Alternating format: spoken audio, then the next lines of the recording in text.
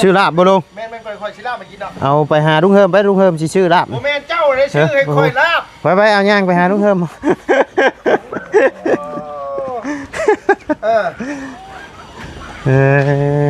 อาจารย์ใจปลาอาจารย์แล้วมันเลยยังโมเห็นเนาะ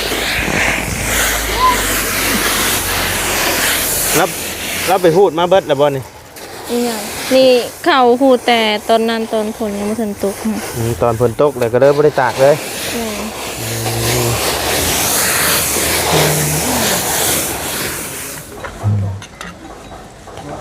ฉันน้องพี่น้องไงเดี๋ยวให้ทั้งน้องเพิ่นด่างถ้วยด่างบ่วงก่อนพี่น้องไงทางบ่ไลก็จะได้ขอจบคลิปปิดคลิปลงไปเพียงสำนีก่อนพี่น้องไงขอบบุญขอบคุณพ่อแม่พี่น้องใน FC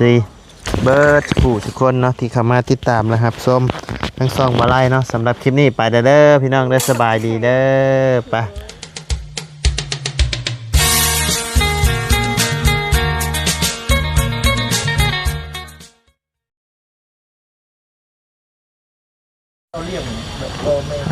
เนาะพี่น้องเลยทุกแดดเปลี่ยงเนาะพี่น้องมานี่หาห่มส้นก่อนบาทนี่เอาเนาะพี่น้องเลยเปิดคลิปเปิดภาพมาตอนนี้ก็อยู่บ้านน้องหัวคือเก่าเนาะพี่น้องน้องหัวน้องจันเพลินเนาะพี่น้องเอาหลังจากที่วาไลได้ลงคลิปไปเนาะพี่น้องเลยคลิปน้องอาเจืองเพลินเนาะก็มีทั้งFC เนาะเพิ่นกระโทรมาหาทางบ่ไล่ได้พี่น้องเลยผู้ที่เพิ่นชวน FC คนไทยเนาะพี่น้องเลยเพิ่นโทรมาว่าเลขเพิ่งกับเลขปลานี่มันคือเลขอีหยังมันเป็นเลขตัวใดแน่เพิ่นบ่เนาะพี่น้องเลยโทรมาไลน์เนาะเพิ่นอยากชื่อเพิ่นบ่เนาะ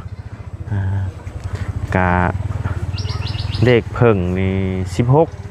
165696เนาะพี่น้องเลยแล้วก็เลขปลาแกงนี่30กับ70เนาะพี่น้องเอาไปดุนกันเบิ้งผู้ที่ FC ผู้ที่เพิ่นบ่ฮู้เนาะผู้ที่เพิ่นอยู่ไทยนั่นแหละพี่น้องโอ้หมดได้แท้ผู้ที่เพิ่นอยู่ไทยเพราะว่าเพิ่นชื่อเลขเพิ่นบ่ได้ชื่อเป็นนามสัตว์พี่น้องบ่ได้ชื่อเป็นนามสัตว์คืออยู่ลาวเฮาเนาะมีแต่ว่ามักเลขใดก็ซื้อใช้รถพี่น้องเพิ่นก็เลยบ่ฮู้เนาะเพิ่นก็เลยโทรมาถามบ่ไล่ก็ได้บอกไปหลายคนแล้วเนาะพี่น้องก็เอาไปรุ่นกันเบิ่งเนาะพี่น้องเอาคนอื่นก็กราบทักทายสบายดีเด้อเนาะพ่อแม่พี่น้อง FC เบิร์ดทุกคู่สู่คนเนาะบ่ว่าอยู่ในและต่างประเทศก็ยินดีต้อนรับเข้าสู่ช่องบ่ไล่คือเก่าเนาะพี่น้องหลังจากที่ทางลุงเฮิมเพิ่นซื้อยำซื้ออย่างมาให้มาสู่น้องเพิ่นกินเนาะพี่น้องก็กินอิ่มแล้วเป็นที่เรียบร้อยแล้วเนาะพี่น้องมาอัปเดตถามไทยทางลุงเฮิมก่อนเรื่องพื้นเรื่องไผ่เนาะติดต่อได้แต่บ่ดื้อจังไรเนาะพี่น้องเป็นอะไรในราคาเท่าไรเนาะพี่น้องลมแล้วหรือบ่ดื้อในอะไรเนาะไปพี่น้องเดี๋ยวเข้าไปหาทั้งน้องๆเพิ่นกันก่อนเนาะฮะชื่อหยังไก่ปลาโอ้โตเท่าไรนี่แม่นมันยังไงเนี่ยคือมุนบ่ได้มันตกน้ำบ่ตกน้ำแม่นบ่ไก่ปลานี่แม่นเลยโตเท่าไรโตชั้น5โตชั้น5เจ้าต้องชื่อละต้องชื่อละต้องชื่อลาบบ่ลุงแม่นค่อยๆสิลาบมากินเนาะเอาไปหาลุงเฮิมไปลุงเฮิมสิชื่อลาบบ่แม่นเจ้าเลยชื่อให้ค่อยลาบไปเอาย่างไปหาลุงเฮิม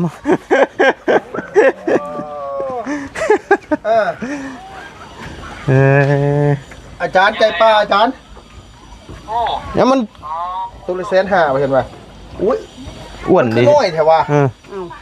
กินน้อยใหญ่เฮาฮู้จักเจ้าขึ้นหลายๆโตแท้อันนี้นี่ตู้อยู่แต่ว่ามันตัวน้อยสบายดีเด้อพอดีแบบว่าเรียกกันเป็นตุ้มนี่ได้เลยสบายดีน้องจันสบายดีเด้อจันเคยกินอยู่บ่ไก่ปลาเคยอยู่กินบ่ลุงเฮิมชื่อ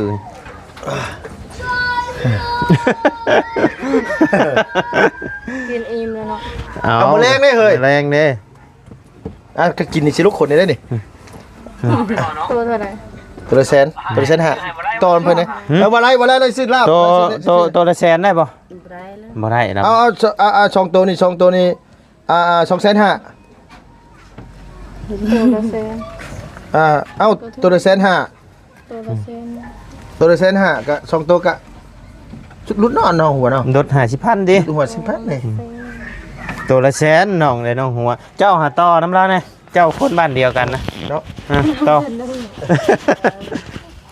ได้บ่ เออ ก็ได้ละ บ่ได้ฮะ 2ตัว เดี๋ยวไม่ใช่สักสิ โอ้พานเดี๋ยวพานมองบ่ 2ตัว10เป็นแล้ววะ 200,000ชิป ไผ่ก็ได้ไผ่ พานได้น่ะ แล้วก็นักล่าใกล้ขึ้นกันนี่แหละ เอาเนาะจะมาอันนั้นค่อยก็เคยขายนะ ไก่อันนี้เจ้าเดี๋ยวเจ้าเลี้ยงเองบ่ ให้กันเรียก มันคือมัน บอเพิ่นยิงเอาดิ ยิงเอาบ่ แมน ใช้เบิ่งคนขายใกล้นะเบิ่งคนเราดีเลย เอาให้แล้วเบิ่งเนี่ยฮะ อันนี้คนขายไก่ฮิดะคนขายไก่ โอ้คนเราคนใจดีได้นะ เห็นบ่โอ้ยจังหน่อยเราลดให้ได้นี่เนาะบ่ต่อ บุรุษบอกเอ้ยรถเลยนะเอ้ยขายอยู่นี่เล็กกันแล้ว แล้วช่องชั้น5นะเท่านั้น สองชั้นหาเอาไหมวันละจุกไหม แสนหามั้ย โอ้ขชำหอยก่อยชื่อคือเก่าแล้ว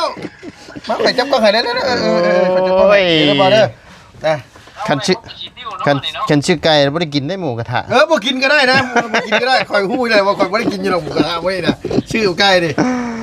โอ้ย เคยกินบ่ลับไก่ นับไก่ปลาเนี่ย เดี๋ยวลุงเฮ็ดให้กินก็ได้เอาแท้เดี๋ยวเฮ็ดให้กิน ตัว คนเลยกินสีมือลุงนี่ก็ถือว่าบุญแล้วเฮ้ย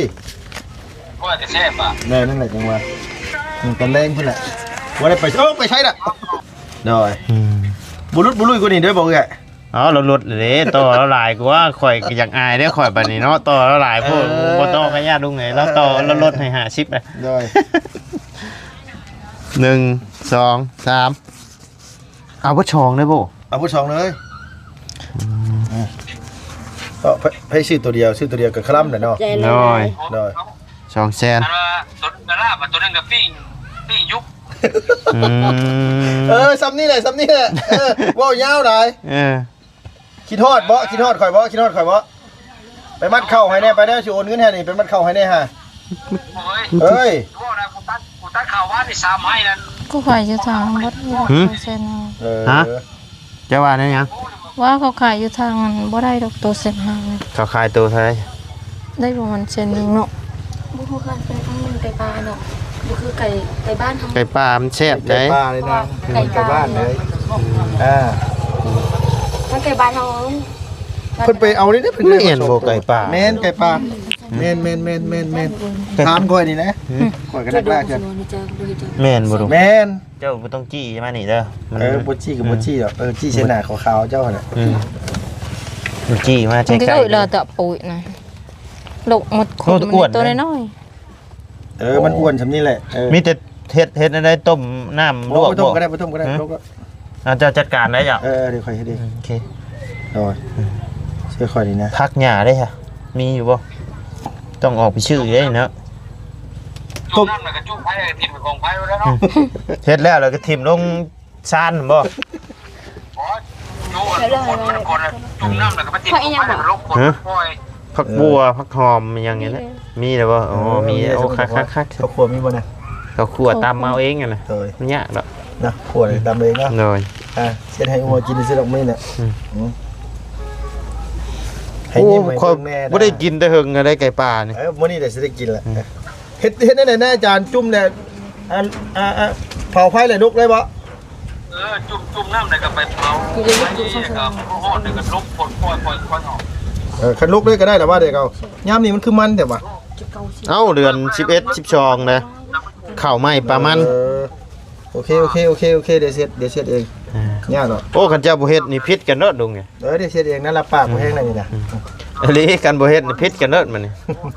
ข่อยสิได้เอาเงินคืนแม่นหยังเนาะ คือมันใกล้ไปกินน้ำเลยวะ บ่มากันยะ โอ้คือมันใกล้เนี่ยกูไปดีแท้ โอเคถ่ายคลิปอยู่ถ่ายคลิปอยู่ แต่นี่ก็จักสิพ่อกินได้บ่นี่ สำนี่แหละ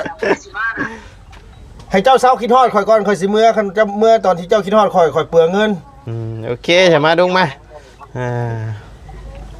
เอาน้องพี่น้องเลยเมื่อกี้นี่อันน้องเพิ่นกำลังมาสะเข่าเห็นชื่อไก่น้องเพิ่นไปเบิ่งเนาะยังบ่แห้งบ่นี่ ยัง รู้ยังบ่แห้งเนาะรับไปพูดมาเบิดแล้วบ่นี่ ยังนี่เขาหูแต่ตอนนั้นตอนฝนยังไม่ทันตก ตอนฝนตกเลยก็เลยบ่ได้ตากเลย แม่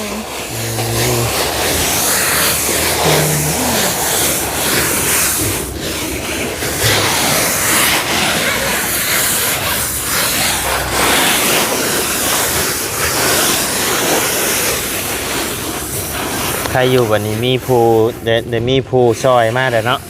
ดูเอารถมาส่งยัง รถมาส่งยังเจ้าสั่งยังค่ะบริสั่งยังบ่อย่ามาสั่งแห่สั่งทรายมา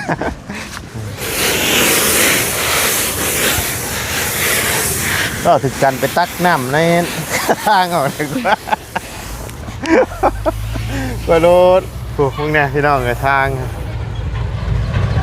รถใหญ่เที่ยวแห่งโหดเด่นยังเพิ่นมายังหัวเพิ่นมายังมา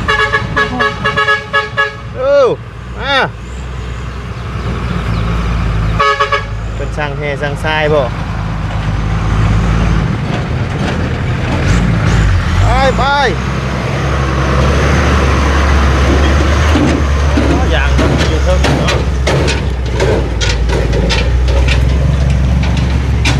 แล้วล่ะบ่ โดย ไปวันนี้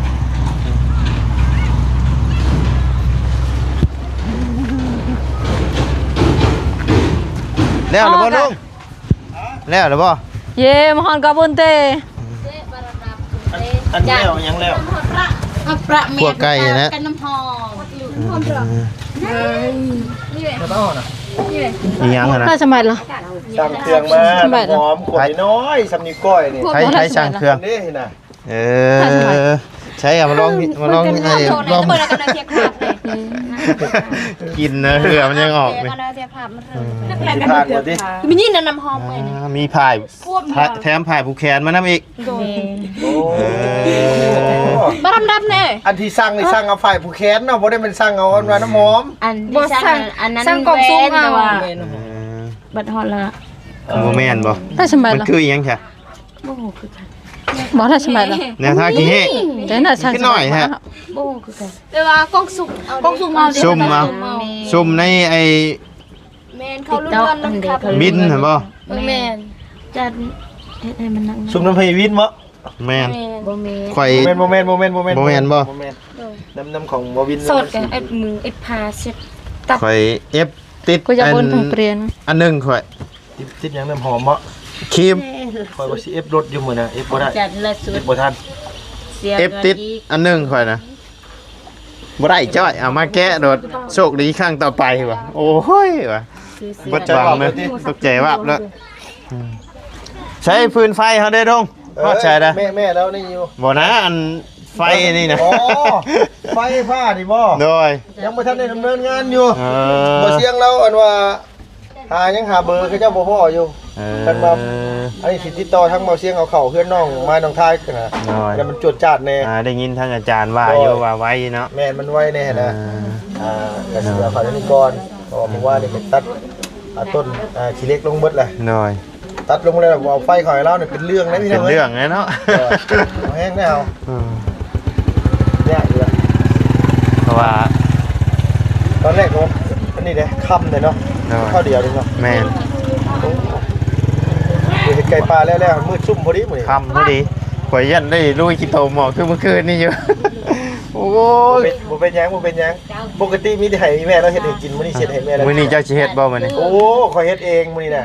ตั้งแต่มานี่เจ้าเคยเฮ็ด ยัง สู่ บ่ น้อง เคยเฮ็ด เพิ่นกิน เกีย บ่ ยังบ่เคยเกีย ยัง แกงหน่อไม้เด้ แกงไม่ตอนไหนนะตอนกับอีหลาตอนนั้นน่ะโอ้ยบ่ถือว่าไอ้แกงผู้เดียวน่ะโตเลยแกงนำ อ่าคันดุงเฮิมเฮ็ดนะรับรอง เป็นเธอบนเดินบน เฮ็ดได้นะ บนตะ เฮ็ด โก ได้ น นะ บ่แซ่บหรือแซ่บ แซ่บ หมูกาแฟตะหอตะปลา ไปกันได้อยู่ซั่นน่ะ เอ้าว้าวเรื่องเฮ็ดอยู่เฮ็ดกินนี่มั่นใจดุงเฮิมได้เลยข่อยบ่ได้ข่อยมีแต่ถ่ากินอย่างเดียวข่อยสายกินได้ข่อยนะ โอ้ยกินที่ร้านนี่ก็เอาไม่ได้ได้เมื่อยไปกวดเข่าสำนี่ก็เมื่อยบ่ บ่ กำลังว่าสิจ้างมื้อเกี่ยวเข่าอยู่บ้านอยู่ได้นี่น่ะ เอาสิไปเกี่ บั ย ด ว สิ ข้าว ให้ ซ เมื่อ อย คนเข่ามัดเข่าช่วยอยู่ เมื่อบ่ได้ เมื่อ เอาอีหลีบ่อีหลีได้นี่ อีหลี จ้างมื้อได้200,000 ปักปักอ่ะหมูกระทะ ไปซอยซื่อ โอ้ยเนาะ เชื่ออะไรคืออะไร บ่นาอยู่หน้าหั่นมันอันว่า เป็นไส้ลงทุน หญ้ามันหลายพี่น้องเอ้ยหญ้าหลายเนี่ย คือกัน คันบ่จ้างเกี่ยวก็บ่ไหวอันนี้แต่ว่าจะจ้างอยู่โอ้ยถ้าข่อยคือรถใหญ่ข่อยก็บ่ทันได้ขายที่ข่อยแก้เมื่อยอีข่อยเอาเมื่อยอี บ่เลยก็เฮิงได้เฮิงบ่ได้สิถอยใหม่นะลูก ฮะ เฮิงบ่ได้สิถอยใหม่นะ เบิ่งตามสถานการณ์มันเว้าจากใจเลยได้นี่นะ โดย รถมันก็แพงพร้อมราคามันก็สูงเพราะว่าเฮาขายไปแล้วก็มันบ่พอซื้อคันใหม่ โดย ฟังไปเรื่อยๆพี่น้องเอ้ย โดย มันบ่มีซื้อก็ใส่เงินไปเรื่อยๆก็เบิดไปเรื่อยๆก็เบิดแล้วก็แล้ว แล้ว เอาแท้ก็คือกระฮู้นี่แหละก็คือเฮาฮู้ แมนเพราะว่าร ายๆมันบ่ รายได้เฮาซุมื้อนี้มันก็ โลค่ะ บ่คงที่ปานใดเนาะ บ่อย่าว่าบ่คงที่ลุดลงจาก ดุด ก่อน ดุด หลาย ลายดิ แต่ความช่วยเหลือเรื่องการกินกันอยู่เฮาบัดแห้งหลายกว่าเก่าค่าห้องนี่ก็คือคืนละแสนแม่นบ่ล่ะ โดย แต่ปัจจุบันนี่คืนละ200,000 2,500,000 โดย มันก็เพิ่มขึ้นใน คัน อย่างกับ เป็นเตียงคู่เตียงหยังแน่ก็200,000 300,000เด่น แม่นมันก็สินี่ ลงไปไกลเลย เดี๋ยวให้แม่จุดไฟก่อน แล้ว แล้วอะไร ต้มน้ำร้อนก่อนก็ได้ต้มน้ำอุ่นให้นะ ต้มน้ำร้อนลวก น้ำร้อนลวกๆลวกๆแม่เราเฮ็ดเป็นยี่ดอกเดียวเรื่องนั่นน่ะไอ้สิขึ้นไปแล้วไอ้แม่ต้มน้ำไปสิก็พอละเอาบ่อยากใส่เราได้ผมเป็นจังได๋ โดย มาปกติก็เราเป็นคนเฮ็ดอะไรแต่มื้อ โด นี้ ย นะ มื้อนี้ลุงเทิมจัดการให้เนาะ แล้วหัวเรา แต่ว่า ยิ้มสิได้นะ แต่ว่าคิดตอนนี้น่ะอิ่มอยู่คิดอยากเด้นี่ซื่อๆอยู่ ตอนแรงประมาณ 7:00 นเจ้าก็สิอยากดอก โดย เพราะว่ามันต้องได้ออกไปทุก 7:00 นเจ้าจะไปใส่ต่อสิทานตอนนี้น่ะ จังว่านี่นะขี้ง้อทางออกทางเข้าอยู่ข่อยเด้ นั่งอยู่นี่สิเป็นหยังไอ้หัวก็เป็นสิได้ห้ายเฮาเนาะหัวเนาะมุนมีทางไปเลยได้สิไปไส โดย โอ้ยขึ้นมาไปเฮ้ยสมอนก็บ่ได้ไปนี่แหละมีแต่ว่าสั่งให้น้องเพิ่นเฮ็ดว่าสวนนะ โดยเพื่อนสาวมอนนอนหนาวหั่นบ่ หนาวๆจะได้ข่อยเฮ็ดขึ้นให้เราหลังใหญ่นึงสินอนหนาวจังได๋เอาฝนตกวาน อ๋ออันสินาก็แล้วมีผู้กอดเพิ่นนะ เรายังบ่มีคนกอดเด้ เรามีคนกอดเท่านั้น น้อยบ่มีผู้เอาล่ะวะเฮา เฮาคนสุภาพปานใดได้พี่น้องเอ้ย เฮาขี้ลายบ่มีผู้เอาล่ะวะเรา ตัวก็มีคนเอาบ่นะ โดย อืม ตัวน่ะบ่เอาตัวละเลือกตัวนั้นน่ะ บ่ได้เลือก แต่ว่าบ่มีคนมา เออ เบิ่งเอาอัน ชาติเนาะ เพราะว่าบ่มี เอา ผู้ใดห้ามเฮาได้เด้ ขนมเล็กน้อย ให้ แม่น่ะ สาวๆเพิ่นกินกัน เฮาเคยมีอดีตเด้ โอ้ ปีโป้ โอ้เป็นว่า เออ นี่เนาะบ่ได้ ฮะ ไปถามว่าเป็นยังคือว่าเขาฮับบ่ได้เพิ่นว่าเพิ่นว่าคนเคยมีอดีตเพิ่นว่า อาทัด ไผบ่มีอดีตข่อย นายไก่น่ะ น้อย ดอก ไก่น่ะ แก้วปีโป้ไว้บ่แม่นแก้วเด้ จะได้เด้อ มักกินเนาะ หัว มักบ่ตัวนี้แบบนี้ มัก อืม เป็นฮู้ว่าอยากกินซื้อมาให้กินเนาะเพราะมื้อนั้นข่อยซื้อมาให้เราอยู่ ที่ข่อยเอารักของเจ้าได้ ของข่อยได้ชื่อนั่นแก เราเห็นได้ซะเนาะ โดย ลืมเด้ มากินปีโป้นำกันเด้อ เอาไหมกินไหม บ่ได้มี กินใช่ป่ะ จะได้กินแหละเพราะว่าเรื่อง ลุงเฮิมเบาไล่เป็นคนใจดีได้ น้อยฮะ กินเนื้อเดียว อีกอย่างนะ กินเลยจ้า ลุงเฮิมกับเบาไล่เป็นคนใจดี เจ้าอย่าย่องกินได้ เป็นเนาะ เออ ถ้าได้กินเลยทีนี้แค่บ่ได้กินเลยกันแล้ว เออ บ่อยากว่าฉันเฮาได้บาดนี้แหละ ดีใจ เบิ่นหันก็ว่าเฮาบ่อยากว่าน้ำเพิ่น หน่อย มาตอนไหน เจ้าเว้ากับลุงอยู่บ่ได้ว่า ใช่หาทางน้องจันเฮ็ดยังกันนะโอ้ต้มน้ำมันนั่นบ่ ล้างถ้วยล้างถ้วย ล้างถ้วยเออ มีน้ำอยู่บ่อยู่หั่นนะ เอาไปเบิ่ง ไปเบิ่งกันไปเบิ่งกันนะบ่มากินปิโป้น้ำหมูบ่ โอ้ยจงให้ก็ได้ดอกบ่าวเอ้ยอ โอ้ ย่านแท้ๆเนาะ อันขอไม้นะ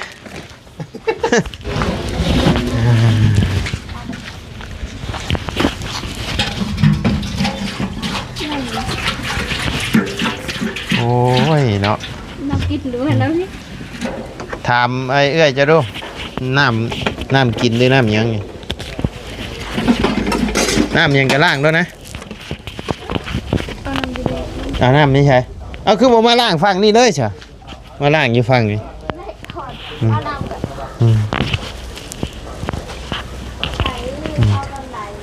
ขยันแน่นอนเพิ่นพี่น้องนะซอยเมซอยหยังเนาะเฮ็ดกับข้าวกับน้ำได้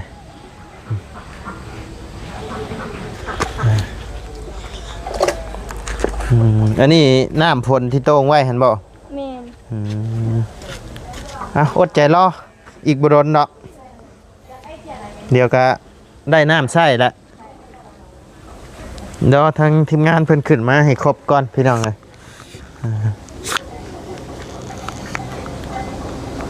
เดี๋ยวจังหน่อยก็บ่ได้หอบขึ้นหอบลงแหละได้ซานใหม่แล้วก็สบายแล้วต่อน้ำขึ้นพุ่นเลยบัดนี้สบาย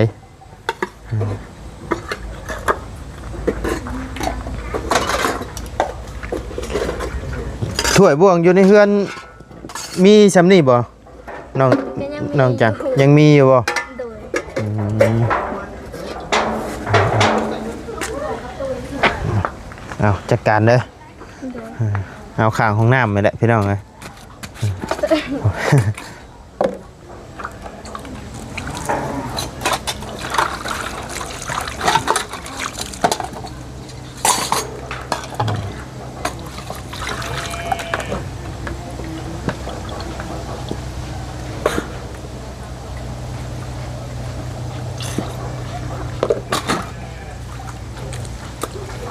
แตกต่างกันนะเนาะการใช้ชีวิตอยู่เวียงกับมาอยู่พี่เนาะ โดย ต่างกันเนาะ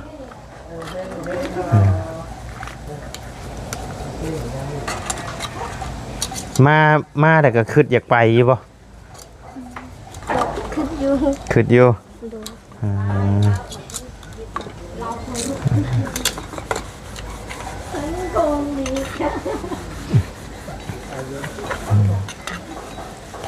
เอาสนอพี่น้องไงเดี๋ยวให้ทั้งน้องเพิ่นด่างถ้วยด่างบ่วงก่อนพี่น้องไงทั้งบ่ไล่ก็จะได้ขอจบคลิปปิดคลิปลงไปเพียงสำนี้ก่อนพี่น้องไงขอบคุญขอบคุณพ่อแม่พี่น้องใน FC เบิร์ดผู้ทุกคนเนาะที่เข้ามาติดตามนะครับส้มทั้งสองบ่ไล่เนาะสำหรับคลิปนี้ไปเด้อพี่น้องเด้อสบายดีเด้อไป